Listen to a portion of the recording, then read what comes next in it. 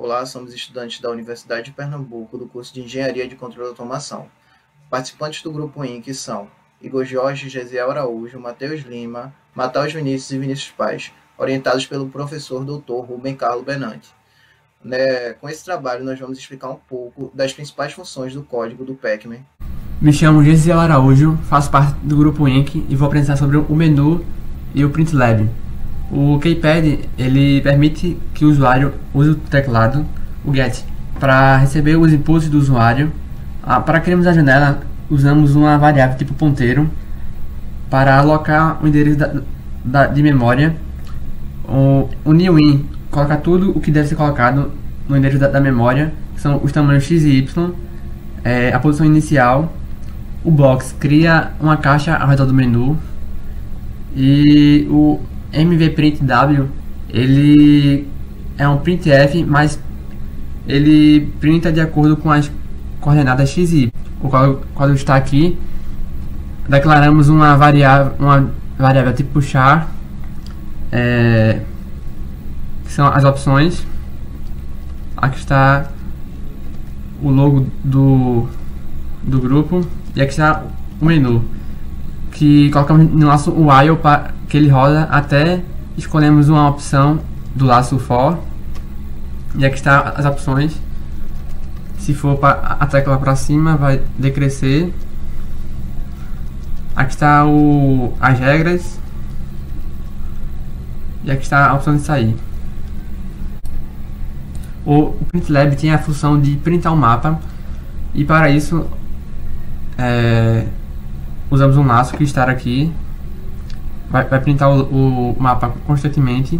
E também o MovePrint para fazer outras funções.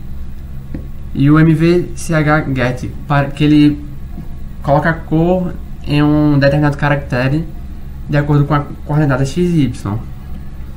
Vamos ver no código. Está aqui em cima. Aqui. Colocamos no PrintLab o placar com a vida e a pontuação. E aqui está o do Pac-Man aqui em cima. Aqui está do fantasma. Coloca tudo em um laço que vai rodar. Se for diferente do modo Afraid, ele vai printar o fantasma Blink com a cor normal dele, que é o vermelho. E se for o modo Afraid, ele vai pintar com a cor azul, que é o modo que ele foge do Pac-Man. E repetimos tudo isso nos demais fantasmas. Agradeço. Olá, me chamo Vinícius Paz Cavalcante de Moraes, sou integrante do grupo INC e vou apresentar para vocês a função MovePacman. Para começar, nós estabelecemos duas variáveis, px e py, que vai analisar a futura posição do Pac-Man. Logo depois, vamos para a movimentação. A movimentação acontece como? O jogador digita a tecla, uma variável chamada preMove, ela recebe aquela tecla e analisa se é possível trocar a direção. Caso não seja possível trocar a direção, caso haja uma parede, ele vai ficar guardando aquela informação até que seja possível. Com a direção trocada, o jogo vai analisar se à frente do Pac-Man há uma parede ou não. Caso haja uma parede à frente do Pac-Man, ele vai manter o Pac-Man parado até que seja dado o próximo comando de direção. Ou seja, eu estou andando com o Pac-Man, mandei ele para a esquerda. Caso na esquerda, à frente do Pac-Man, ele acha uma parede, ele vai ficar parado até que eu dê o próximo comando para ele trocar a direção, se nessa direção não houver outra parede. Agora eu vou falar um pouco dos portais. A gente tem dois portais, um portal que leva da esquerda para a direita do mapa e outro que leva da direita para a esquerda. Quando você pega o portal da esquerda para a direita, você sai da posição 0,10 e vai para a posição 19,10. Como é que isso ocorre? Você entrou no portal, você vai aparecer exatamente do outro lado do mapa. E o portal da direita para a esquerda funciona da mesma forma, sendo que em vez de você entrar na 0,10, você entra na 19,10 e sai na 0,10. Agora eu vou mostrar para vocês como é que esse código funciona em prática dentro do jogo do Pac-Man. Aqui está o nosso menu. E bem, iniciando, dê a direção dele para a esquerda. Quando ele chega na parede, ele para até esperar a próxima movimentação que eu vou mandar. Mandei ele para baixo, para cima. Vou mandar ele para Vou mandar ele para cima assim que eu estiver aqui, ó. Mandei ele para cima, ele aguarda até ir para cima. E os portais. Como podemos ver, os portais se encontram aqui. Quando entro nele, aparece do outro lado do mapa. E é dessa forma que está funcionando o código de movimentação do Pac-Man. Olá, meu nome é Matal Vinícius Magalhães Vieira, integrante do Grupo Inc, e eu vou falar sobre a movimentação dos fantasmas. Primeiramente, é válido ressaltar que essa movimentação ela vai ser diretamente interligada a um temporizador e a movimentação do Pac-Man já é explicada em outro momento. Começando pelas funções, a função do T-Game, que é o que liga o jogo inteiro para que ele possa funcionar, definimos como Move Fantasmas a questão da movimentação geral deles, com o PX, PY, STY, STX e posição para as variáveis dessa movimentação. E o que significa essas variáveis? A variável de posição para o local onde ele vai estar, o PY e PX vai ser o ponto onde diretamente o fantasma está no momento, onde o X e o Y são de acordo com o plano cartesiano, o X na horizontal de cada ponto e o Y na vertical de cada ponto. O STY e STX na mesma linha de raciocínio do plano cartesiano, sendo que eles vão definir a coordenada onde o fantasma almeja ir, onde ele quer chegar. Float H para a variável dos pontos para calcular a rota, para calcular para onde os fantasmas vão chegar, e o float C, a variável que vai definir o caminho por onde o fantasma vai passar para que chegue, né, nesse ponto da rota. Aqui o mode fantasmas para definir a função individual de cada um do movimento. E com o float dx e dy, que é o número que vai estar em constante mudança, também seguindo a linha de raciocínio do plano cartesiano. Começando pela estratégia, ela vai ser definida pelo switch, que vai estar ligado à posição dos fantasmas.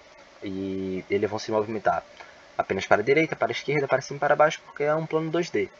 Então, para a direita, o X aumenta, para a esquerda, o X vai diminuir, para baixo, o Y vai aumentar e para cima, o Y vai diminuir. Isso é de acordo com o mapa. Ligando diretamente o inativo e ativo com o C, que vai ser o caminho que ele vai fazer, a cada ponto do C, os 4 pontos que existem, direita, esquerda, baixo e cima, ele vai estar ativo ou inativo, definido por 0 ou 1. Aqui neste caso, como exemplo, ele está definido para a direita, porque o primeiro está ativo e todos os outros estão inativos, então ele vai seguir a posição da direita. O mesmo serve para a linha de raciocínio das outras direções. Continuando, essa é a parte da movimentação dos fantasmas, onde vai existir uma colisão com as paredes do mapa. Eles não podem ultrapassar as paredes do mapa, que é definida aqui como o jogo da velha. E de acordo com cada posição do X e do Y, ele vai aumentar ou vai diminuir para onde ele vai querer ir, para poder contornar essas barreiras. E ele vai contornar, pode ser por cima, por baixo, pela esquerda, pela direita. Isso vai definir o ponto mais rápido e mais objetivo, que vai ser calculado pela hipotenusa, utilizando as variáveis já selecionadas de acordo com o plano de Pitágoras, para poder achar um ponto e achar o caminho mais rápido. Aqui, a parte dos portais, direito e esquerdo, o fantasma ele vai entrar exatamente nessas coordenadas e vai ser printado em outro lugar. Ele vai sair do outro lado do portal. Tem o portal da esquerda para a direita e da direita para a esquerda. Aqui, finalmente, o modo dos fantasmas, que cada fantasma tem o seu próprio modo, cada fantasma tem um modo diferente. Tem o modo Scatter, onde ele vai selecionar um local para ir para a diagonal do mapa, já falado em outro momento. E o modo Chase, que é onde ele vai ter a caçada ao Pac-Man, que ele vai querer fazer uma estratégia para poder chegar ao Pac-Man, para que ele possa perder uma vida. Esses são os modos ofensivos, onde o Pac-Man tocando nos fantasmas, ele vai perder uma vida. Os modos inofensivos, o Dead e Afraid, começando pelo Dead, vai ser quando o Pac-Man pegar um pastilhão e ele vai poder comer o fantasma e o fantasma ele vai voltar para sua casa. Mas quando ele tiver no modo Dead, ele vai voltar para a sua casa de acordo com a sua coordenada inicial, pré-definida no começo do jogo. E o modo Afraid, e ele vai tentar fugir do Pac-Man porque ele vai estar vulnerável, ou seja, ele vai estar com medo do Pac-Man e ele vai começar a fugir. Cada um tem sua especificação também já falada em outro momento, que ele vai para um ponto X e um ponto Y, uma coordenada onde vai ser aleatória. Olá, eu sou o Matheus Lima, aluno do professor Ruben, e eu vou dar continuidade aqui ao grupo INC, falando do código do Pac-Man. Vou falar agora sobre colisões. A gente usou a função colisão pack, e aqui eu coloquei um exemplo, o mais simples deles, que é se a coordenada XY do Pac-Man for igual à coordenada XY do fantasma, vai haver um conflito entre os dois. E existem vários outros casos, como esse do exemplo que eu botei agora, porque basicamente, se o Pac-Man tiver uma casa à frente do fantasma, eles estiverem indo na mesma direção, não vai haver eles não vão dividir a mesma casa ao mesmo tempo. Por isso que eu coloquei essa função daqui com várias condições, em que uma delas é a coordenada y-1, vai existir um conflito entre os dois, porque eles estariam ocupando a mesma casa, teriam cruzado um pelo outro. Por isso que precisa dessa condição. E existem diversas outras condições, como por exemplo a esquerda para a direita, direita para a esquerda. Aí o nosso código está cheio dessas condições. Coloquei 2 exemplos aqui. E aqui abaixo existem os 2 modos do fantasma em que o Pac-Man vai morrer, que é o modo Case e o modo Scatter. Se os fantasmas estiverem nesse modo e o Pac-Man colidir com eles, todos os personagens do jogo vão voltar para a posição inicial e o Pac-Man vai perder uma vida. Como eu coloquei aqui, Pac-Man Life menos, ou seja, vai perder uma vida lá no contador. Aí, caso o modo dos fantasmas seja o Afraid, o que vai acontecer é que eles vão estar andando aleatoriamente. Se o Pac-Man colidir com eles, o Pac-Man vai ganhar 750 pontos, como diz nas regras.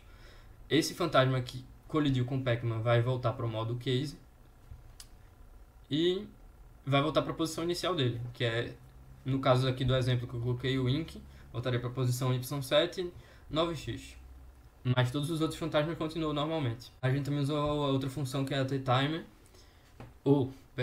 T-Game Comer, que basicamente é a função que a gente usou para quando o Pac-Man come pílula, quando come as pastilhas, a cereja, enfim, todas são basicamente essa mesma estrutura, só que aqui eu botei um exemplo da pastilha.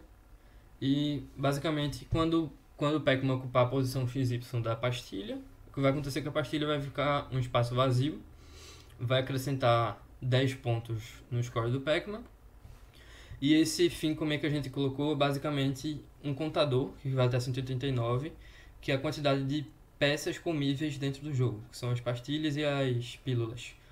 No total tem 189, e a gente colocou dentro do código que quando a soma desce 189, o jogo acaba, ou seja, o Pac-Man vence. E aí aqui, quando você come a pastilha, você come uma dessas 189 peças possíveis para se comer. Bom dia, me chamo Igor Jorge, do grupo INC, e vou falar do temporizador do jogo Pac-Man. O temporizador funciona utilizando como base o tempo de rotação do ciclo do jogo. Assim ele consegue manter os fantasmas sempre alternando entre o modo Chaser e o modo Scatter. O temporizador ele já começa, no caso dos fantasmas já começa no modo Scatter, e após 60 ciclos mais ou menos, ele muda para o modo Chase e assim sucessivamente, repetindo esse mesmo ciclo. Vou falar agora do modo Afraid, que é quando o Pac-Man come pastilhão e eles começam a fugir. Esse tempo deles fugirem dura aproximadamente 7 segundos. Agora tem a cereja. A cereja basicamente ela aparece a cada 50 segundos, em 50 ciclos mais ou menos, e dura 40. Depois ele repete esse mesmo ciclo. Agora eu vou mostrar como é que isso aí funciona dentro do jogo. Abrindo aqui. Primeiro, como vocês podem ver, os fantasmas já começaram no modo Scatter. Eles vão ficar por uma boa parte do tempo no modo Scatter. Primeiro, vamos ver a cereja aqui. Ele já tá vindo aqui pra me perseguir, mais ou menos. Pronto, a cereja apareceu. Daqui a pouco ela vai sumir. Como vocês vão ver aqui, daqui a pouco a cereja ela vai sumir. Já aproveito e mostro aqui. Esse é basicamente o modo Afraid, basicamente. Pronto, ela já sumiu a cereja. Agora eu vou mostrar o modo Afraid de uma maneira mais fácil aqui. Pronto. E basicamente é 7 segundos que daqui a pouco ele... Pronto. E esse foi o vídeo.